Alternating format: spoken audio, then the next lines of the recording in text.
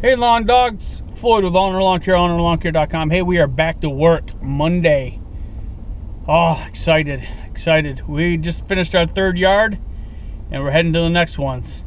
So we are moving, doing good, excited.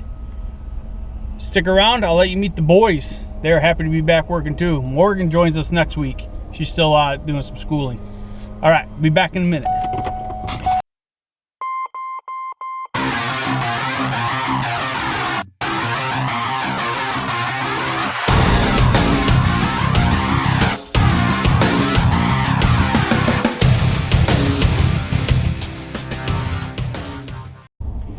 Hey guys, so this is Micah and Gabe. Oh, I should probably put my seatbelt on. It's yelling at me.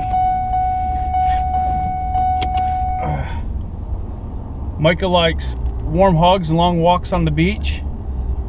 Gabe is totally opposite of that.